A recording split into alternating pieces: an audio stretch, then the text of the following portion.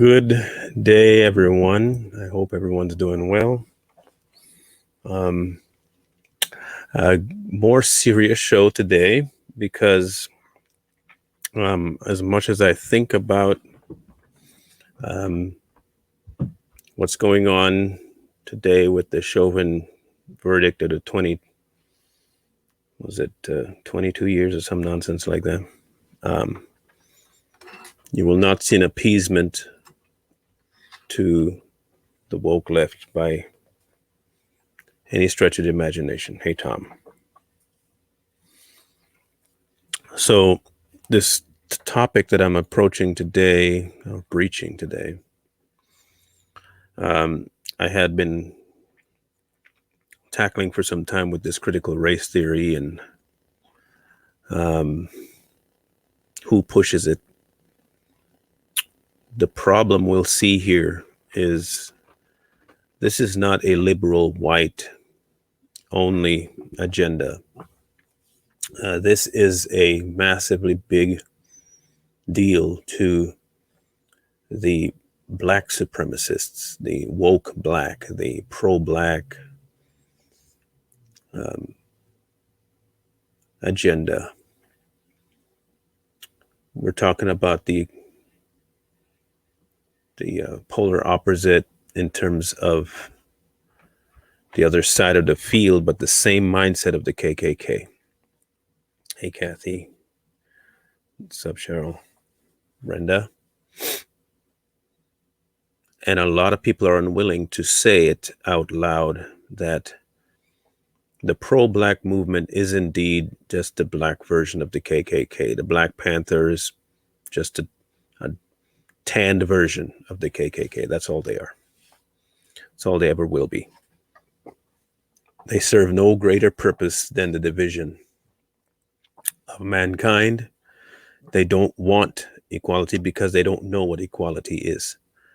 They want special treatment is what they want. They want to ride the backs of actual slaves and not embrace what freedoms they do actually have. They spend their time destroying the one version of themselves they can be in an effort to resurrect something that they themselves put to death. They want the victimhood. And when they hear that word, they think, oh, I'm no victim, but you are. You're a victim to an ideology that keeps you a slave, while at the same time trying to say that you're fighting the system that started slavery. Your stupidity is what's going to keep you in the one place that you say you're trying to get out of and rescue people from. You will in no way, shape, or form affect any change with the mindset that you possess. And I'm speaking directly to the pro-black and liberals. The thing about this life, hang on a second.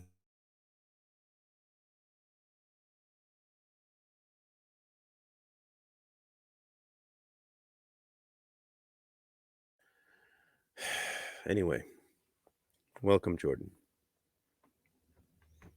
So I came across this individual on a YouTube video. And he struck me as odd. And so I decided to delve a little bit into his mindset, only to come to the conclusion that all he was a Johnny-come-lately version of Omar Johnson. I won't say doctor because he's not. As much as it might get a degree in something does not mean that you've gotten educated in it. It just means that you were able to regurgitate the information that was handed to you, but nothing really set in. You took it, twisted it to your liking, and did what you had to do to get your degree, but didn't really hold on to anything that you learned. That's Omar Johnson. Your disgust for white people has overridden any level of education that you could have attained. The same thing is applied to this guy.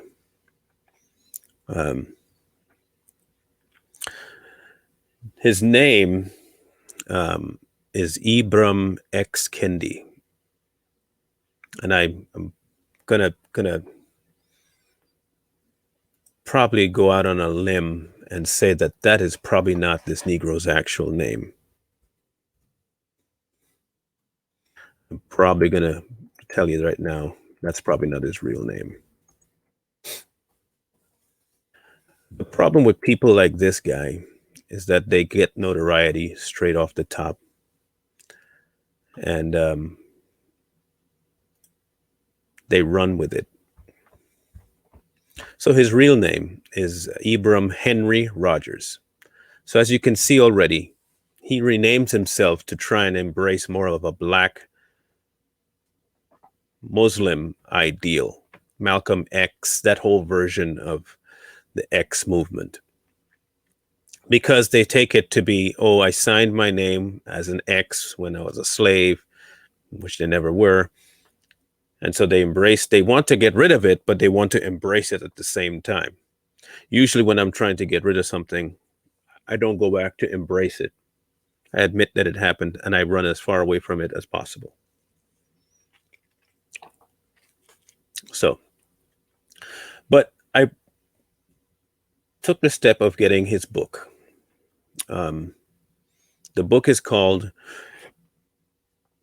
How to Be an Anti-Racist. You see, his logic is that one cannot be not racist. One can only be racist or anti-racist. I'm going to let that one set in for you for a little bit.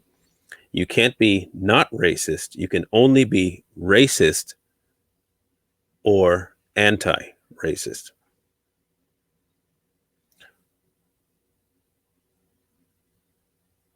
Okay. So being anti-racist is not being not racist. It's still being semi-racist, but you're just against it. If there is no such thing as not racist, only anti-racist, it means you are at one point a racist and you're just working now to get rid of racism. But you can't really get rid of racism if there is no such thing as not racist. Just a thought. Maybe I'm mistaken. Maybe I'm thinking this one through a little too far. Maybe I just ran it down the rabbit hole a little too deep and I ran into a snake's nest. I don't know.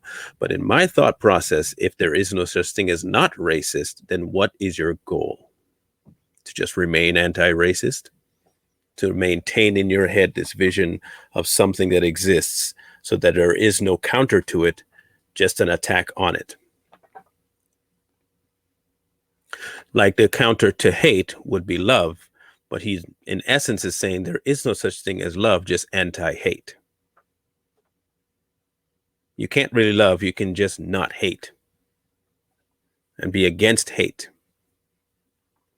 There's no such thing as love because there is no such thing as a not racist person. See, the logic, the fallacy in it is that you assume right off the top one evil of another person that you've never met. It's a stereotype, but when you apply it to them, somehow that's what they consider racist. So we're going to do 3 things with his approach. I want you to listen to his words, and you'll notice something about how he speaks. Okay, that's the first thing I look for. And the thing I notice is that him, along with people like Umar Johnson, whatever the stupid name is that they changed their name to, trying to act like they're more black than anybody else. Just char your skin and be done, and that way you won't have a problem figuring out what you are. They all try to act as though they preach. You know, they sing songs, speak. They delay their words so that they always sound as though they are seeing something very, very intelligent, even though the thing they are saying is very, very asinine, like that. So because they're assuming that if they put some sort of a inflection of some modicum of intelligence to the way they speak, then what they're saying won't really matter to the people. And it doesn't, because the people hear it and they say, wow, his speech pattern kind of suggests that he has really thought this through when he has not spent a minute thinking anything through. His wave patterns on the brain is just absolutely non-active when it comes to this topic. So the first thing I want you to understand is that this particular guy, has both parents. Okay, he has both parents, and this is what his father did. Okay, listen to this.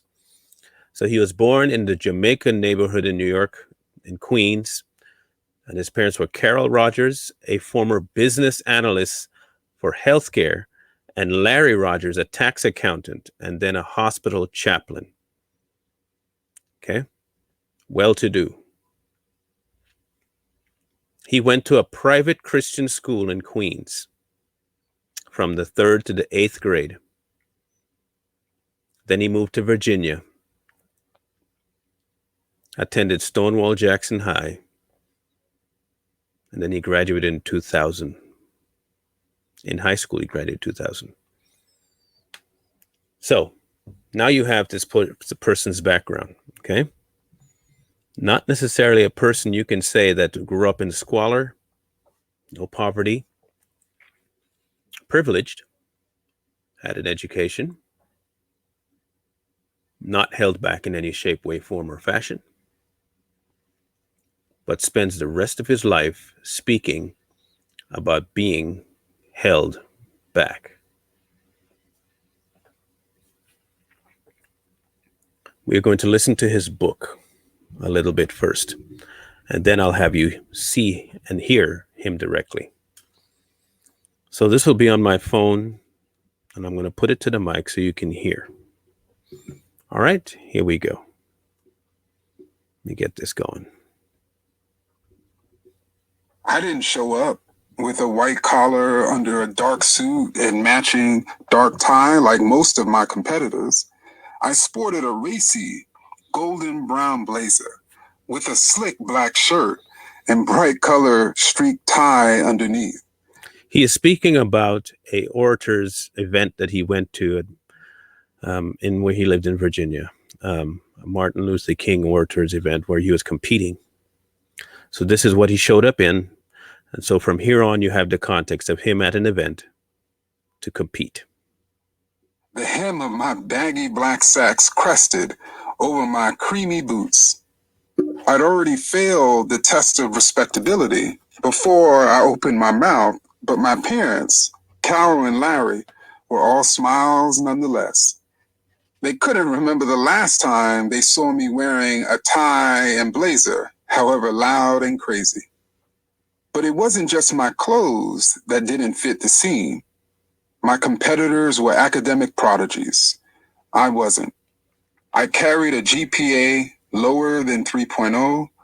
My SAT score barely cracked 1,000. Colleges were recruiting my competitors. I was right in the high of having received surprise admission letters. Now, I want you to be carefully listening to what he just described himself as. Okay. Now, remember, his viewpoint is that you cannot be not racist. You can only be racist or anti-racist. And that things in society has been built around keeping people down. But by his own admission, he's in a position as a black child in a competition with people around him who have outshined him in grades. He was an idiot child. He was not smart. He was slow. He admits this himself, that he was, in fact, not very bright. His words, not mine. He was amazed that he was in this position. Right? He was amazed that he was in this position. And so when you have people like this who are admitting that they are not really the smartest bulb in the box, then admitting that the situation that they're in is not something they have even dreamed about being in, that they shouldn't be in it, and then in the next breath say wait for it, that the system they're in keeps them back, you see the issue. You cannot say that the system keeps you back while being in a situation where the system puts you forward. I really don't know how you can accomplish both things at the same time, but apparently this guy is so amazing that he can do both a positive, negative. He can go forward and back at the same time. He can drive and reverse. He's one of those new age cars. So I'll let him continue because now he's going to go into describing the crowds. From the two colleges I'd half-heartedly applied to. A few weeks before, I was on the basketball court with my high school team, warming up for a home game, cycling through layup lines. My father, all 6'3" and 200 pounds of him, emerged from my high school gym's entrance. He slowly walked onto the basketball court, flailing his long arms to get my attention and embarrassing me before what we could call the white judge. Classic dad. Right? All of a sudden now, race enters the picture. His dad comes flailing his arms before the white judge. I would like to know what in the world the race of a basketball coach has to do with your ability at that point in time. Because last time I checked, Michael Jordan was already a thing. Scottie Pippen was already a thing. Wilt Chamberlain was already a thing. I'm pretty sure the Globetrotters was also a thing. So black people in basketball was actually a hyped up thing. And it was like the thing. That was like, if the stereotype was, if you're black, you probably can play basketball. So a judge being white would be inconsequential to your playing basketball. Because if you're, and I'm going to say it, especially if you're black, in a white school, you just had to be mediocre and you'd make the team. Because they would assume you're good. And usually if you can make the team and play basketball and you're black, you're probably going to be a starter. Just telling you the way it is. You may not last to varsity. You may not make it there, but you'd play. Much less if you were really, really good. If you were really, really, really good, you would have no concern about the judge. The audience would jump on that judge's back long before you had a need to. Yes, he is trying to say that his dad was embarrassing him by coming onto the court, flailing his arms to wave him down.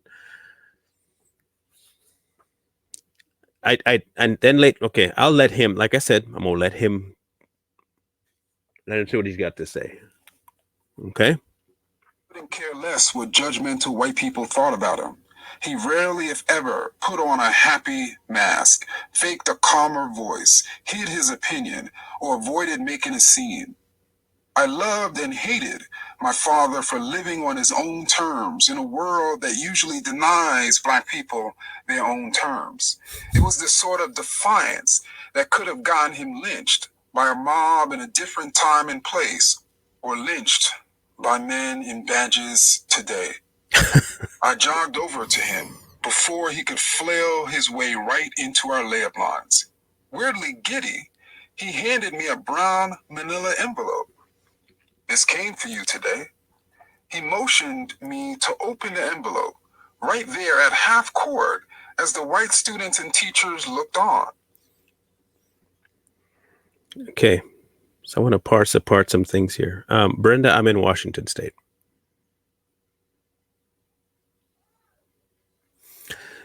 He is of the opinion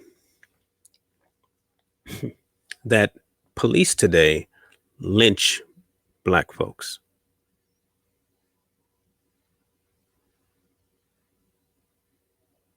Because his dad would be lynched for having a different opinion and being outspoken. Yet today, you have black women on The View. You have Oprah Winfrey Trust and believe me, an outspoken black person on the left or the right exists. The problem today within the last 10 years is that the ones on the right are the ones that are economically and with their careers lynched, not the ones on the left. So if his father had this idea about white people, that they're judgmental staring at him, then I can guarantee you that that mindset would not have been squelched.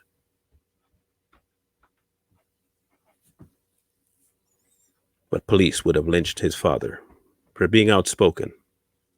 You see how stupid this man sounds right off the top. I'll let him continue digging his own grave. I pulled out the letter and read it.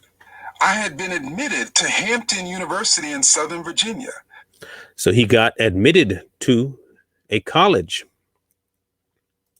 A college.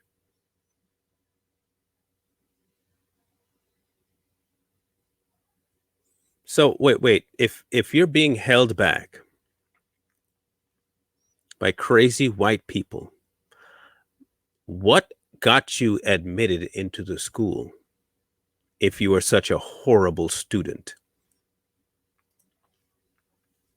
What in the world got you admitted into a school if you were that dumb? You literally admitted that you had way low scores. You barely cracked 1,000 on your SAT. You were not smart. You made it into a contest for orators on stage, not being smart, and still made it there. Systems keeping you back. You made it to a college. You managed to get your PhD. You managed to make it to the level of professor.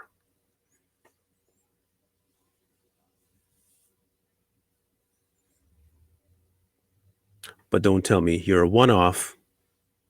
That rarely happens to black people, right? That's usually their statement. Now, the next few words out of his mouth are going to piss you off, but you need to hear them because it's what they really think. My immediate shock exploded into unspeakable happiness. I embraced Dad and exhaled. Tears mixed with warm-up sweat on my face. The judging white eyes around us faded. I thought I was stupid, too dumb for college. You were. Of course, intelligence is as subjective as beauty, but I kept using objective standards like... So intelligence is objective. I beg to differ with you there, sir. I beg to differ. There may be varying ways of being intelligent, but it's not subjective. I'll give you an example. A smart mechanic may not be well versed in something like, say, human behavior or psychology or physics. I'm talking about college level physics. But a really good mechanic just has to know the car. And that level of intelligence of breaking down a car is unparalleled by people who have gone to school for more. Because I can guarantee you, I went to school and there's nothing I can tell you about a car that a really good mechanic can run circles around me with. Nothing. That is a level of intelligence. There is a cerebral level of intelligence. There is a creative side to intelligence as well. So it's not subjective. You were stupid. By all metrics that you took in school, you were slow. You couldn't formulate things properly.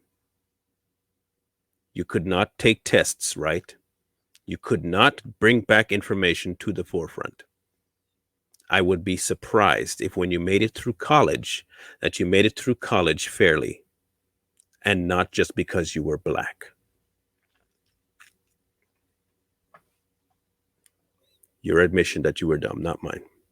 Test scores and report cards to judge myself.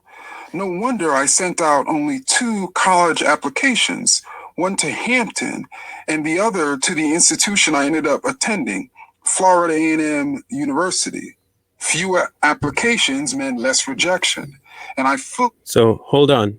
I want you to get how he just kind of skims over this bit of information.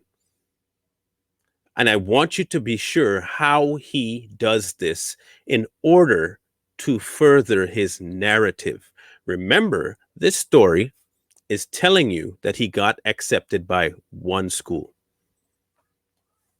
He submitted 2 applications. Let's go back.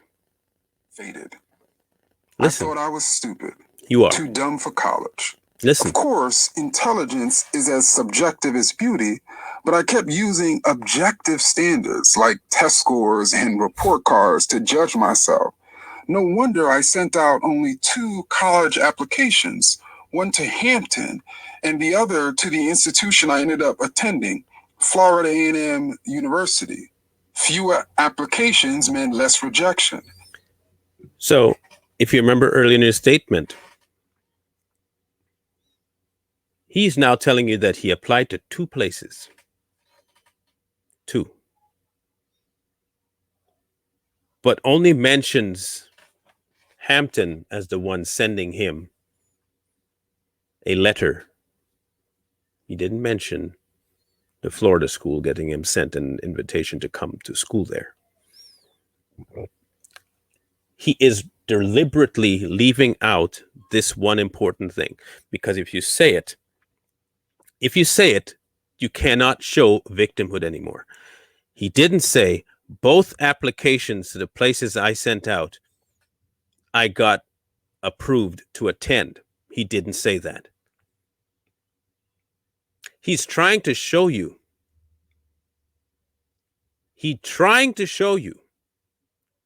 That the one that accepted him is the one he wants you to see. Hampton. I got a letter from Hampton. I sent out 2. One, Hampton, and then the other that I later attended. He would not tell you that he got 100% acceptance rate in his sending out of applications. Do you know how a massive difference in the brain that applies to people? Like, for instance, if I tell you,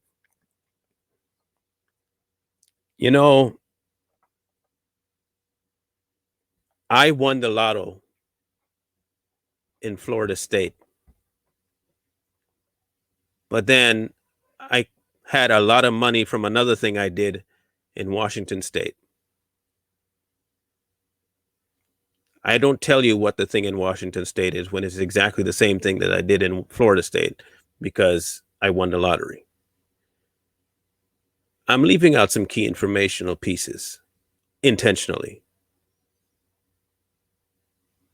He leaves this out. He just skims over it like it was nothing. Bro, you, dummy, got accepted by both schools. You sent out less, you said. You sent out only 2. You took the time to narrate your father flailing his arms to a school you got accepted into, only to say that you later attended another one that you applied to and never mentioned getting a letter from them. There is a set narrative already in the way he presents his life to you. He already presented his life to you in a way that he thinks would further victimhood. They never really get a grounding. They have rejection rates all over the place, but then tells you, I've applied to 2 places. Both accepted me, but I'll only tell you about the long and arduous journey of the first one and not tell you, well, I actually denied that one and went to another one. I rejected them. They accepted me. I rejected them and I went to another one. In order to go there, I had to be accepted too. Don't tell you that. I'll tell you why that's important in a minute. And I fully expected those 2 historically Black universities to reject me. Why would any university want an idiot on their campus who can't understand Shakespeare? It never occurred to me that maybe I wasn't really trying to understand Shakespeare. Here it comes. And that's why I dropped out of my English 2 International Baccalaureate class during my senior year. Then again, I did not read much of anything in those years. I didn't read much of anything in those 2 years. And you wonder why you had to drop out. Or it's because I didn't want to. That's why. I just realized Desert finally told me I just didn't want to. Maybe that's why. Not because I'm dumb. It's just because I didn't want to. You'll hear over this period here a couple of excuses for his situation. Maybe if I'd read history then, I'd have learned about the historical significance of the new town my family had moved to from New York City in 1997. I would have learned about all those Confederate memorials surrounding me in Manassas. You see how quickly he switched things? From the positivity of going to a college and where he was when he applied for these colleges. Look at the switch he makes. Look at the bait and switch he makes. Remember, he's harping on the fact that he was not very smart.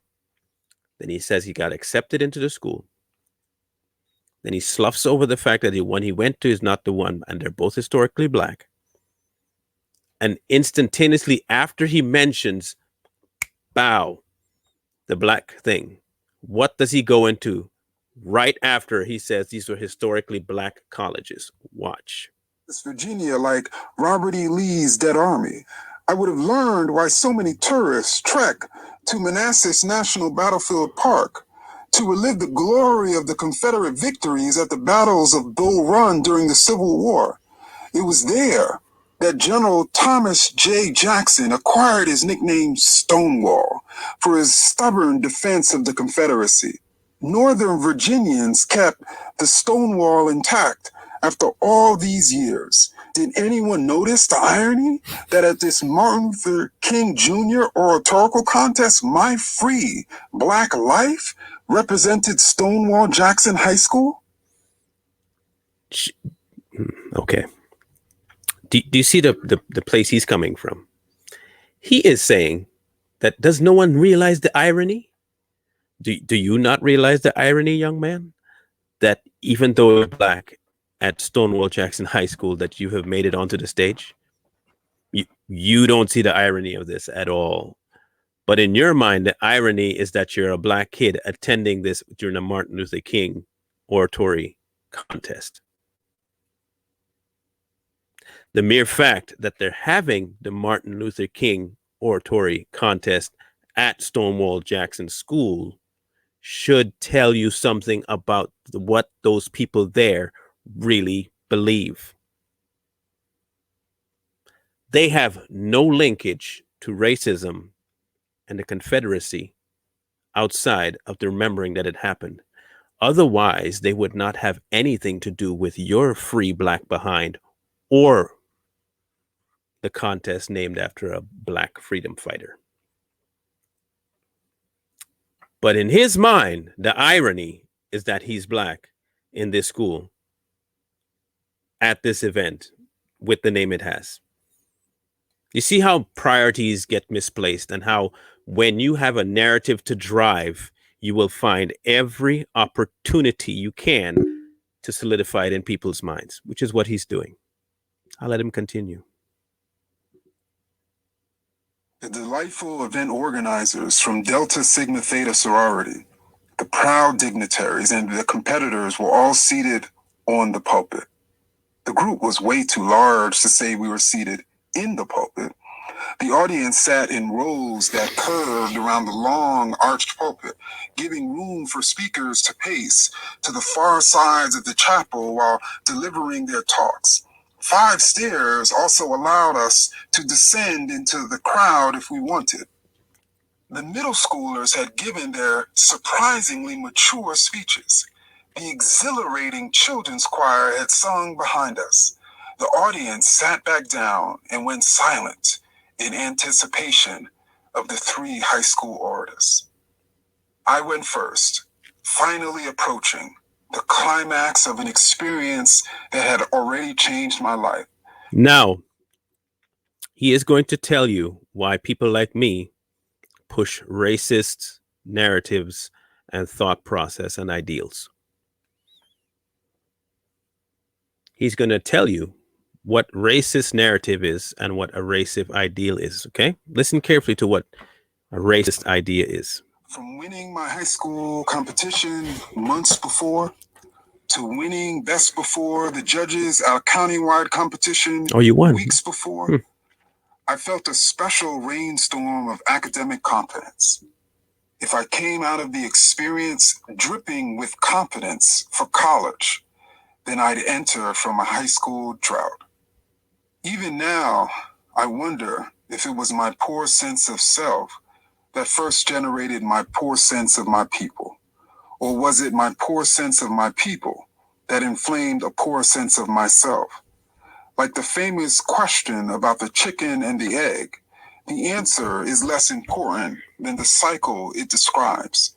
Racist ideas make people of color think less of themselves, which makes them more vulnerable to racist ideas. Racist ideas make white people think more of themselves, which further attracts them to racist ideas.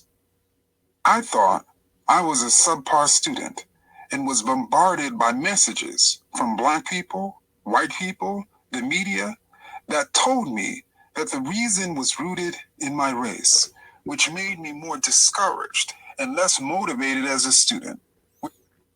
We'll stop it there. When has anyone in the media say or said that Black people, because they're Black, are inherently stupid? I would like to know where people in the media have said that. I really would also like to know, where has this narrative of all Black people are stupid been pushed? I would tell you it's pushed mostly by liberals. You know why? Because they're so stupid they can't even get an ID. They're so stupid they can't even operate the internet.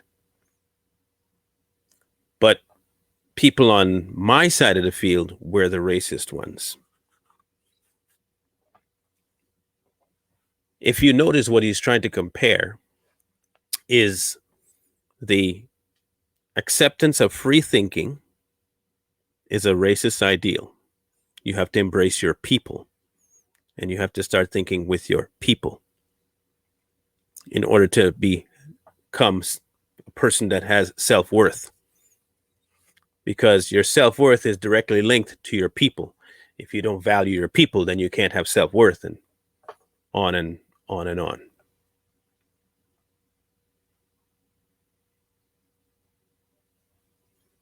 I'm sorry, but my self-worth is not linked to people. It's me. I dictate it. On a fleshly level, human level, I dictate that, not my people. Because if I were going based on my people, you'd have to tell me, which version of them am I choosing?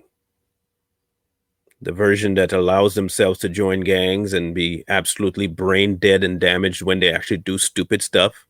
Or the ones that are still the same color, that decide that their life is in their own hands and they prosper? See, as if I pick that one, then I'm a sellout. If I don't embrace the cultural side, that's an absolute asinine buffoonery.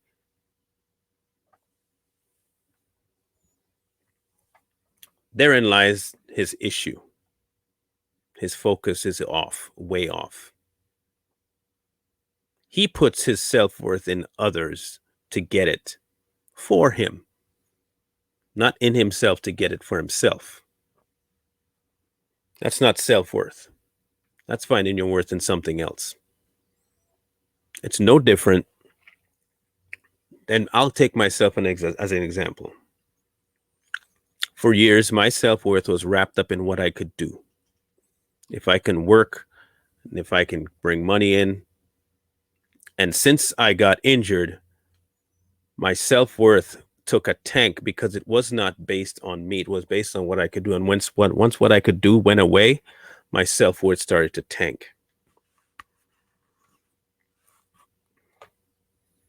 He is pushing that the idea is that you put your self-worth outside of you in a flailing idea that's as fickle as the wind is, instead of realizing that your self-worth was innately given to you. You don't have to look for it. It doesn't change. It doesn't switch.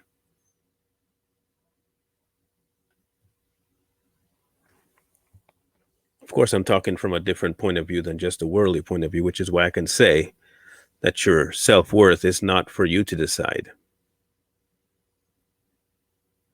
I mean, you can always pick that you're not worth anything. You can always decide that. Doesn't make it true. But you can decide that you're not worth anything, hence why suicide exists. But my self-worth will never be wrapped up in a group that doesn't even know what they want from life. I can't get my worth of life from a group that doesn't know their worth in life. It's pointless, because it'll inevitably change every time something ill happens in their mind, and then my worth has to change. But when I place and embrace where my actual worth is, it doesn't switch, it doesn't change, it stays. It's consistent. Very consistent. So now I want to introduce you to this person. Here he is.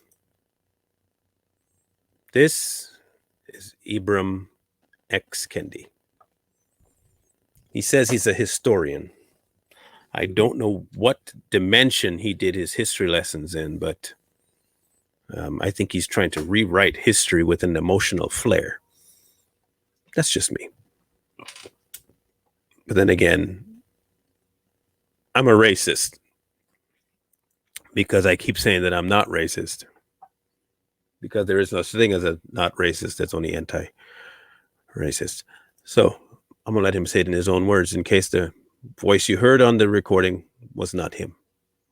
And of course, when we learned about that through a video, many Americans were outraged. And this woman, Amy Cooper, ended up going on national TV and saying, like countless other Americans have said right after they engaged in a racist act, I am not racist.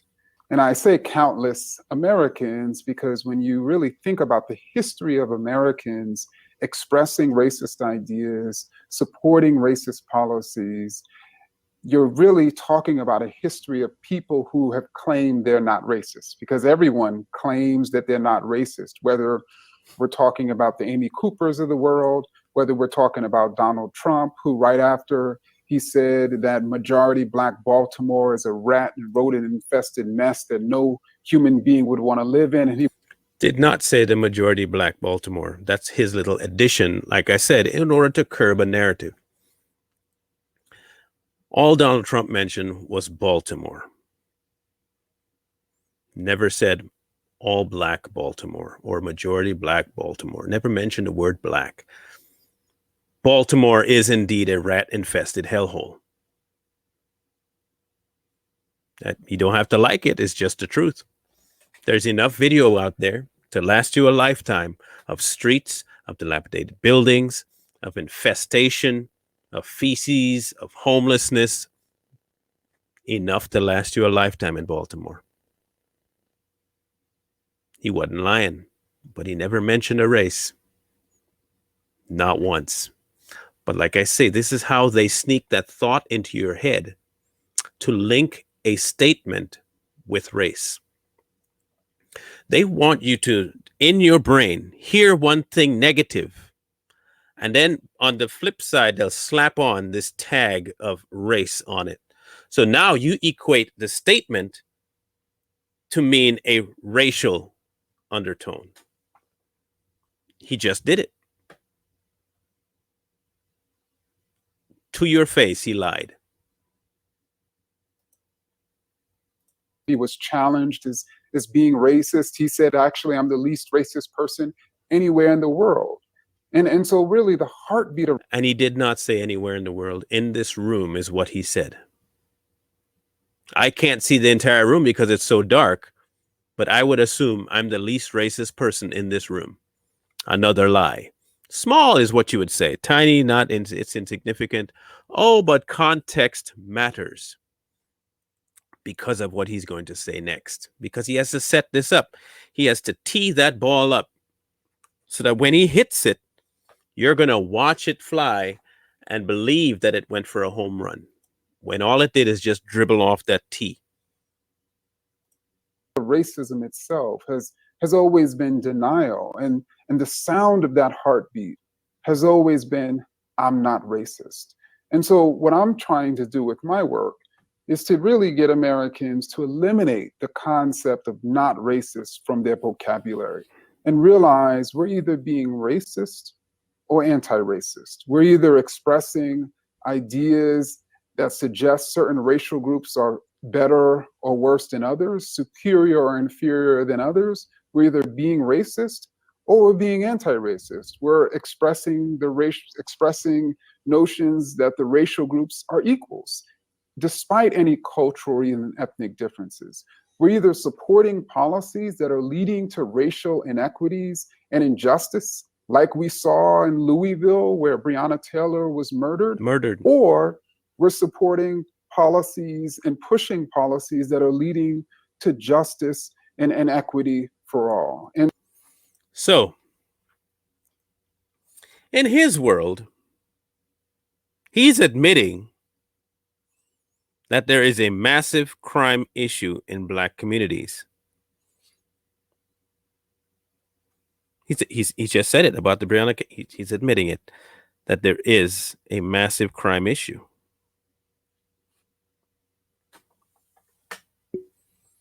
But we must just approach it differently. We shouldn't do no-knock raids and all that stuff, even though they knocked. Yeah. See, I must absolve people living a certain life of the responsibility of the consequence of that life because of their color. I must look at a Black person and say, oh, it's not their fault that they're living that life because they're Black. I must absolve Breonna Taylor of all consequence of the lifestyle she lived and the people she chose to surround herself with because she was a Black female. Remember the story I told you about Derry Brown? And I told you that he lived a certain life.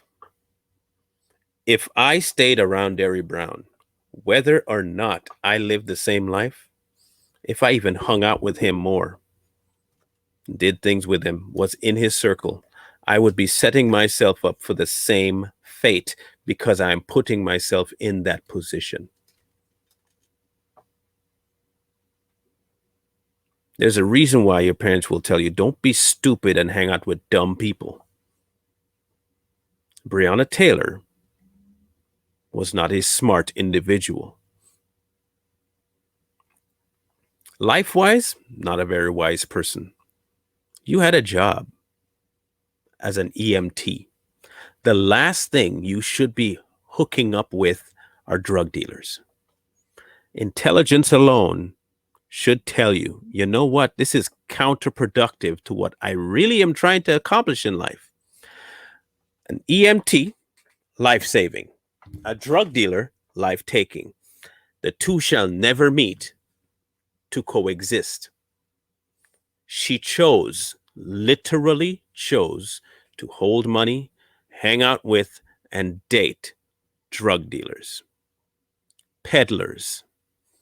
And she exacted on herself the consequence of their actions by hanging out with them. The only person that put Breonna Taylor there is Breonna Taylor. You know what would have never happened to Breonna Taylor? If she wasn't in that situation, she wouldn't have gotten shot. Again, guarantee she was just doing her ENT job, which she had been fired from a year before. If she was doing her job and living the life that she's supposed to live as an EMT, and not dating drug dealers or hanging around them or holding money for them or being on phone calls with them while they're in jail and trying to find ways to funnel their stuff, she wouldn't have been in that position. Her life would have not been, it would have been an inconsequential story because she was not going to be there. It would have just been another hood Negro involved in a shootout with the cops. She put herself there. I can't feel bad for her. She was of age. She was of an age to decide wisely, and she chose poorly. If you know enough to be an EMT, I would say that you got to be smart enough to know drugs ain't the way to go. She chose. That was not murder. So, but this guy is pushing something on people he doesn't know. That's not being racist. Telling people that you can't be not racist and yet you're either racist or anti-racist isn't racist because he's giving you a way to think about yourself.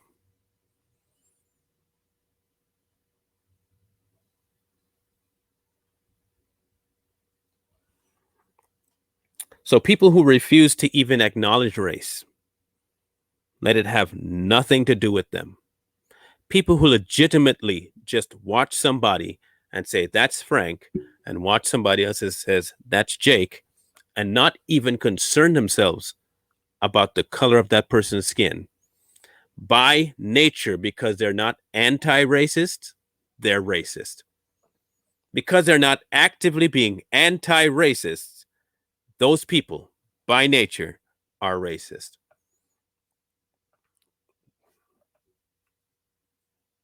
This buffoon proves to you can get a degree in anything and still be dumb.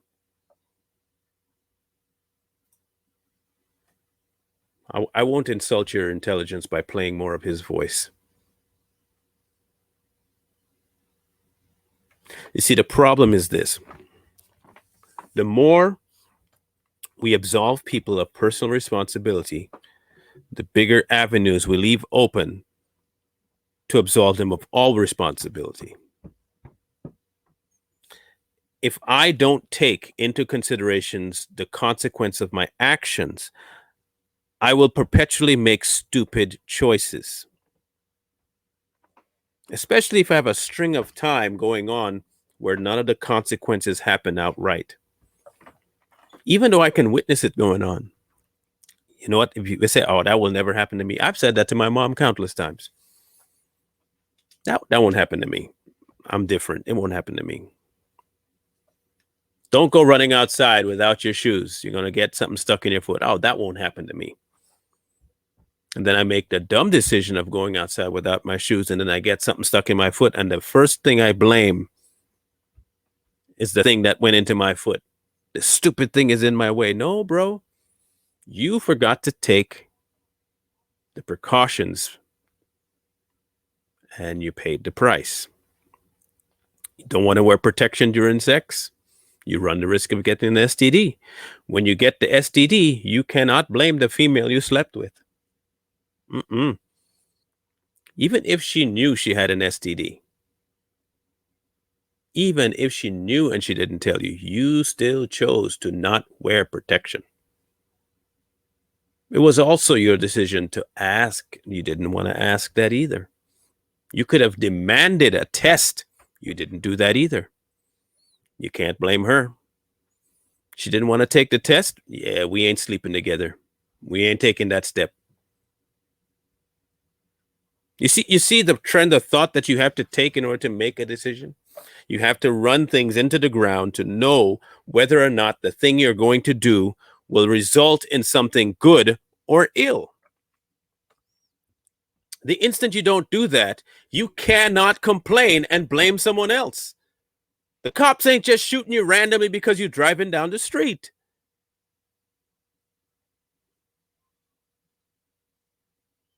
I put a video up on my Facebook page. I'm not going to play it.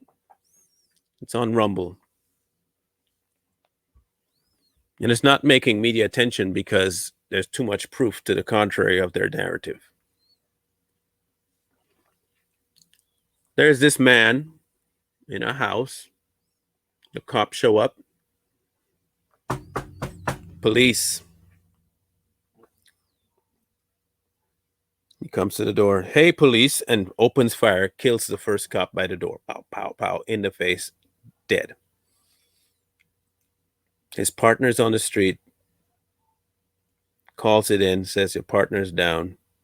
Guy comes out the door with a child, looks to be about 6 or 7 years old, maybe 7.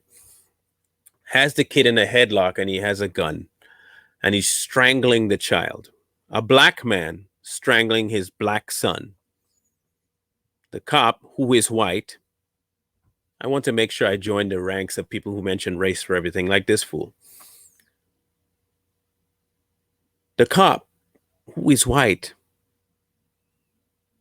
says, don't do this, man. I don't want to have to kill you. Put the kid down. He says, I'm going to kill him. The black guy said this. He said, you don't have to do this, man. Kills the kid. And the next thing that happens, I do not blame the officer because I would have reloaded my clip and done another. He empties it in the guy. I would have reloaded and done it again and reloaded and done it again. Not lying to you. That's what I would have done. That's why I'm not a cop, by the way. See, that's a decision I made. I couldn't be a cop. There'd be a lot of people that it'd just be vigilante justice at that point for me. That's why I'm not a cop. I've made that decision. I know myself too well.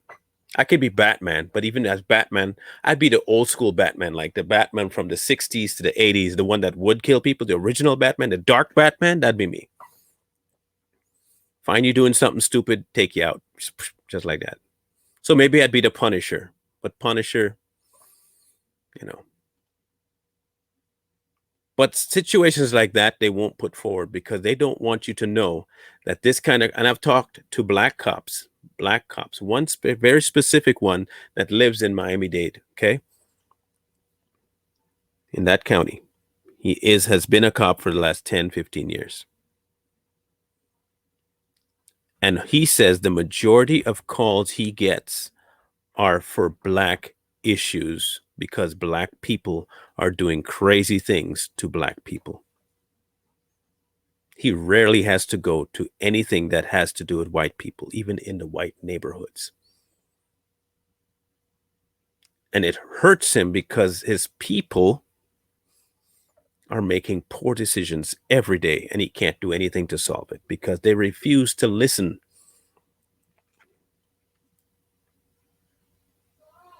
If you are in a situation around you, you're the majority, say you're the majority, okay? And majority of black people that live in the ghetto. Yeah, the ghetto. Get over it. I'm using terminology that's factual. You live in a low income area and crime is high. I can guarantee you that the percentage of people committing that crime is way below the amount of people who don't commit crimes. I would venture to say that the people committing the crime only probably make up about 10 to 12% of that population, which means that the other 88% could do something about the 12 and they don't. But when the cops show up and take care of the 12%, the cops are the bad ones. Meanwhile, the 12% are killing day after day more of the 88% that don't do anything wrong. This is why they have the stereotype they have. It is not because of the majority, it's because of the minority. Because the minority is constantly making headlines by doing crazy stuff. And they're the ones that are upheld by the media as stalwarts. Case in point, George Floyd. You have rap music singing about the crap that they do. You have rap music singing about how to hide your cousin, your family member, if they do commit a crime. Don't rat. You have movies about it. Yes, Brenda, educated fools. You have music that raps about this nonsense. It's considered very cool to hide individuals that do wrong things. It is the trend. So don't give me this nonsense about this racist BS. It is not racism.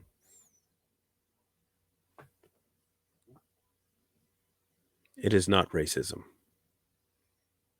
Your choices will always define you. It will always define you. My eldest, I keep telling you people about my eldest. I have told him all of these things over and over and over again. We do not live in an area where black crime is high. We don't. Yet still, he found a way to live as though he is in a high crime area filled with black people doing high crime. Why? The music his friends listen to, that he listens to. I have found that you cannot avoid people making dumb choices. You can't stop them from making dumb choices. You can only give them the information. You can force children to do certain things while you have them in front of you. And you can hope that the lesson they learn from not doing something will encourage them to not do it again. But sometimes your children will just make very poor, stupid decisions. I'm of the opinion you let them suffer through those decisions and learn their lesson the hard way. I can only give you the information. I can't force you to take it. I can't force you to live it. And I cannot force you to make wise decisions. I can't force you to think things through. But I'm also not going to feel bad if something happens to you. I'm just not. I refuse to. The reason I refuse to is because I know you're smarter than that, and it was a choice you made, a direct choice. BLM will not target rap music because BLM is getting furthered in their cause by rap music. You see how they do it is they take rap music and they say this is our only way out because white man is keeping us from doing anything else. Basketball's our only way out. Football's our only way out. Our schools are failing. You're not telling me about your parents failing the kids by not helping them in school. You're not talking about the fact that the schools are hiring stupid people. You're not talking about any of that. You will harp on the end result, but you won't harp on the fact that it got there for a reason.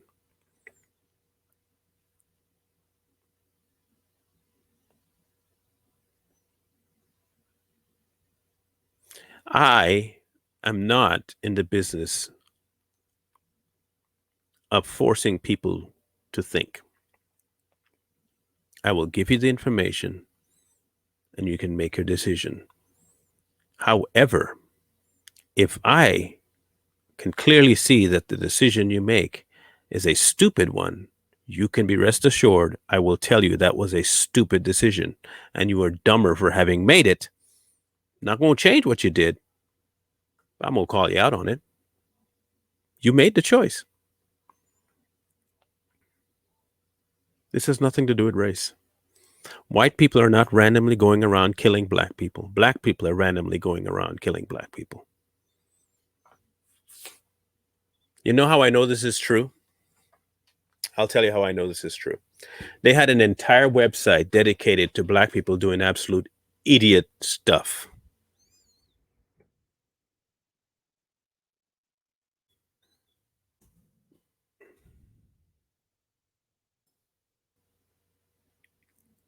Absolute idiot stuff.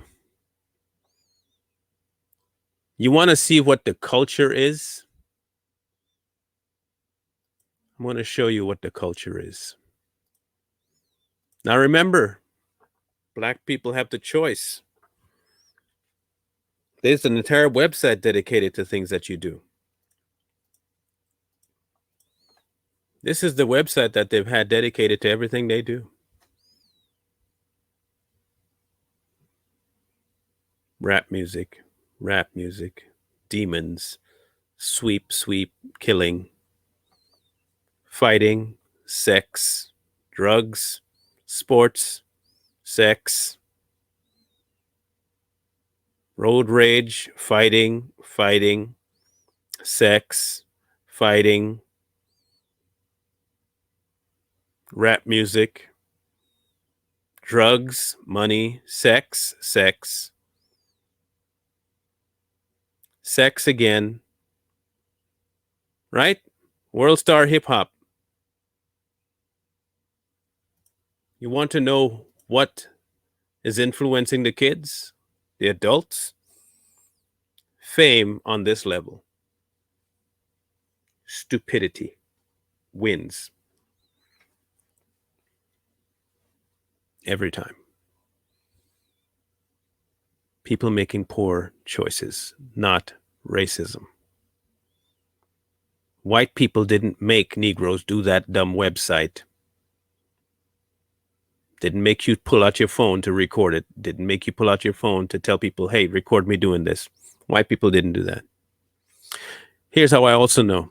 If white people were doing this on such a grand level, there would be millions of videos, just like there are millions, and I literally mean millions of videos of black people doing crazy stuff. There would be millions of white people doing it.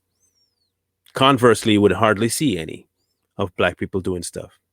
But I can guarantee you, I can find maybe 100-to-1 ratio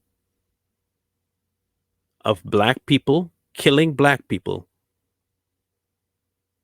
versus white people doing the same. And if white people really have the privilege of having phones and everything else, you would think, no, it's a culture thing because you want to whip out your phone and record everything.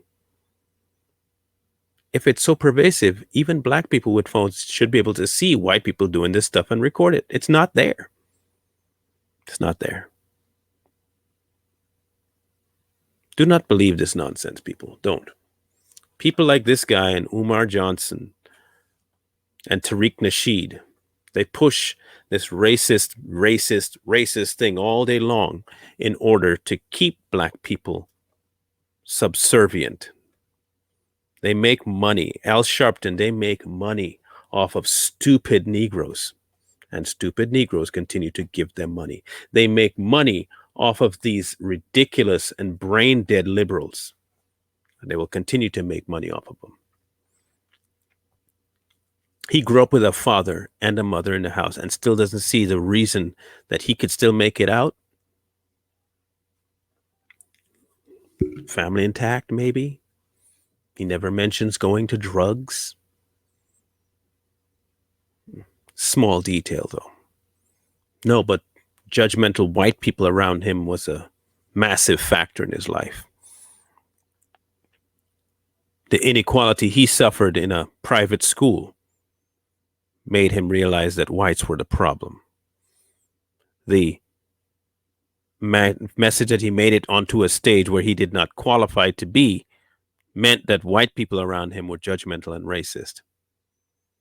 The fact that he was slow, dumb, didn't make the grades, but still got accepted into 2 colleges, both of which he applied to, the only 2 he applied to.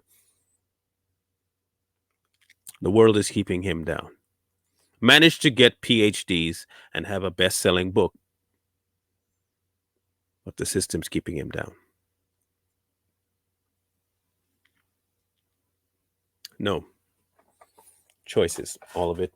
Choices. All of its choices. So we're done with him. I needed to express that because this CRT thing is going to get perpetually pushed. And you need to be aware that what they're trying to do is subtly make you believe it, even though you are as anti that as possible, that your brain is functioning right now. They will keep throwing in until something small slips in and you're like, well, maybe that's how they'll get you. So be wary. Be wary. So now comes to a point in which I give you the news What is black culture and where did it come from? Black culture came out of a movement in the late 50s, early 60s, basically out of segregation and what it really came out of, because they figured we have our own way of doing things. We have our, just like traditions, that was branded as culture. They were trying to maintain things that they did during slavery. Certain types of foods that they were handed, chitlins and stuff like that, became part of the culture. Words became part of the culture. I have never understood why they would try to retain anything that would herald back to something so ill, but yet still blame white people for heralding back to the Confederate flag or the battle flag of Virginia. The thing is, if you're going to hold on to your history, good, don't relive it. That's the difference between people that have the flag. They are seeing their history, they're not reliving it. That's why monuments, we can see it, don't relive it. Black people continue to relive slavery over and over, and they make it now their culture. And they will perpetually keep themselves in a dark place because they keep thinking that slavery that happened is still happening, because they literally put it into everything they do. Like I said, even if white man handed this to them, they have the choice to drop it. If a white man came into your neighborhood and issued you crack, you have the choice to not take it. They give you guns, you have the choice to not kill your brother. They give you drugs, you have the right to not sell it. Don't give me this BS about, oh, you were forced. You weren't forced to do anything. You chose. You decided that's what the route you took. That's the easier route. I have the option right now of selling drugs and making money, or going to school and making money later. You choose the now because it's faster. It's choice. All choice. Everything's choice. It might be a hard choice. It's still a choice. I hope that answered your question.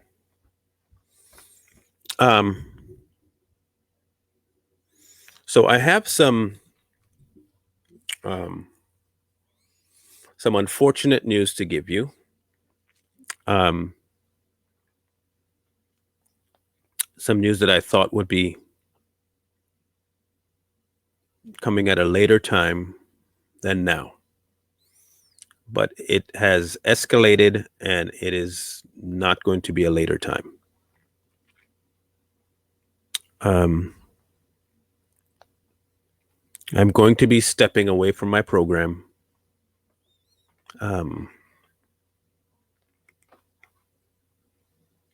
after Sunday.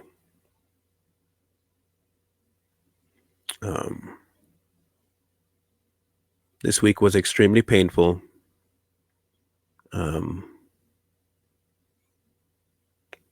It's been a liquid diet for the last week. Can't really chew properly. And yesterday really hurt. I had a headache, the likes of which I had never had before, outside of migraines, because of the amount of pain that I had dentally. And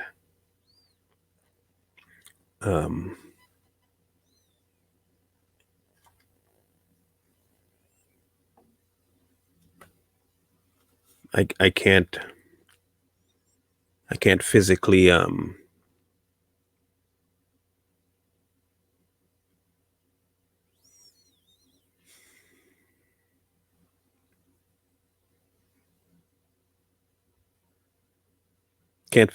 do it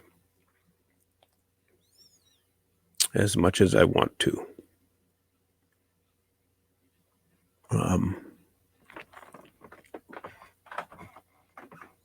I'm doing this program, and it's really hurting to do it, because it really does hurt when I talk. But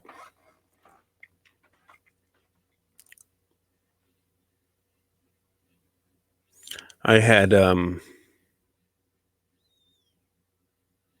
said before that I don't do the whole ask for help thing and GoFundMe nonsense and all that, so I don't do it.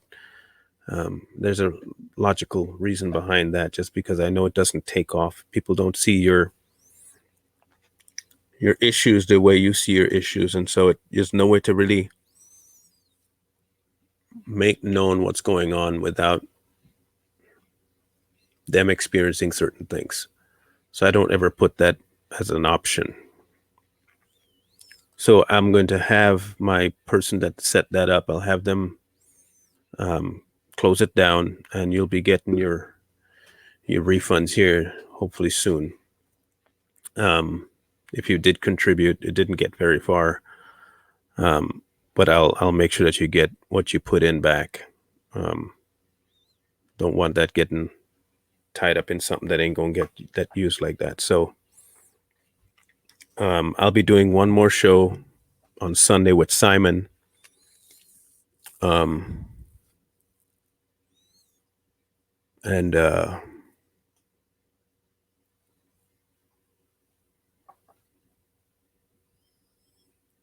yeah.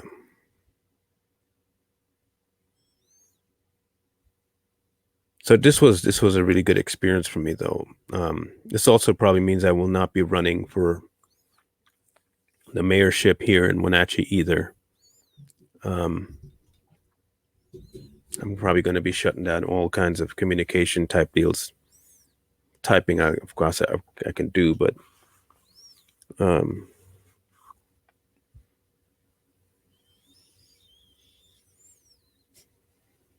in the end, it wasn't Facebook that got me.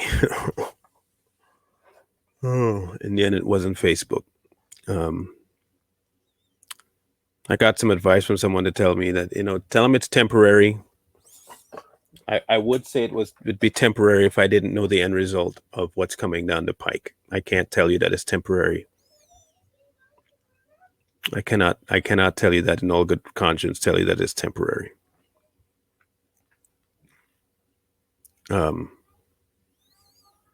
I will try and leave up the videos I got on my webpage for at least another 7 so months, so that you can download it if you need it. You can still retrieve them. Trust me, Toots, I've been through all of this. I've done the grant idea. I've gone through people that are cheaper to get it, might be getting, but they can't do what needs to be done. There's only a few handful of people that can, and none of them are cheap. So I'll make sure that, yeah, it does affect the whole body. I've lost a good bit of weight. It's a good diet plan, if nothing else, because when you don't eat, you end up losing a lot of weight. But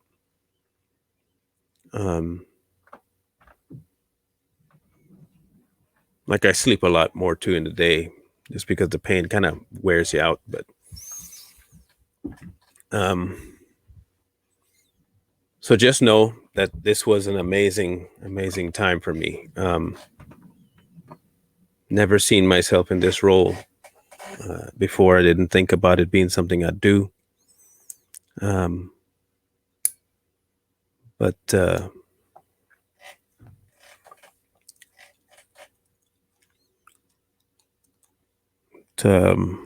it's not an easy. It was a very depressing decision to make. And like I told you 2 months ago, I was anticipating 8 months, but it's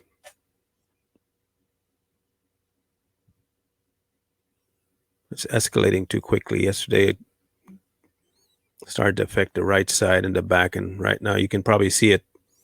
My face is not really looking normal because it's all swollen. And it hurts a lot. So I'm not keen on pushing the pain. So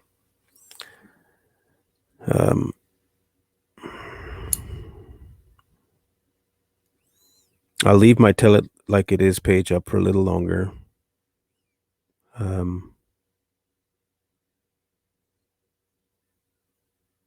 and my websites will stay up at least another 7 months or so.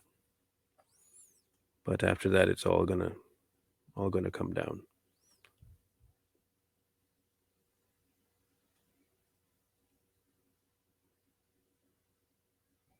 I do appreciate the support that I got while I was here, and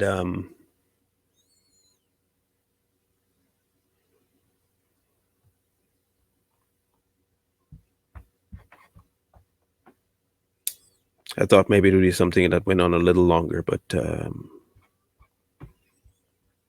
wasn't the case. So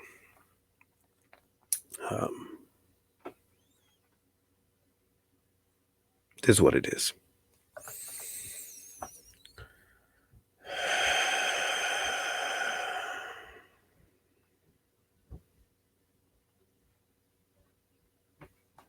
Anyway, again, thank you all, and still share this because this information still needs to go out. These kinds of people can't be allowed to run roughshod over the rest of us who don't have any of this crap in our heads. They can't continue to paint us with a broad brush and just expect us to sit by and take it. So if nothing else, someone else will take up the mantle and they'll run with it. I have no doubt.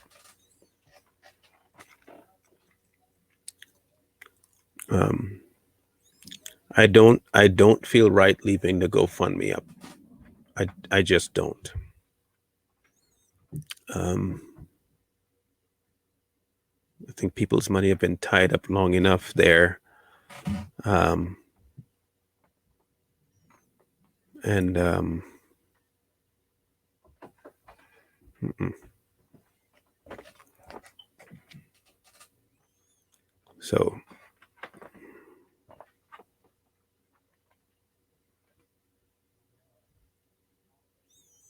So thank you for all the concern and the love, and I really do appreciate all of you. And I will see you Sunday. I'll make sure I get medicated up for that one so I can be at least in less pain than I am now. And we'll have our discussion with Simon. If nothing else, it'll be really funny. It'll be a good send off. So I love you guys. Mean it. Can't tell you enough. And I hope the show was at least meaningful for you. I hope it was something that was at least informative at the least. But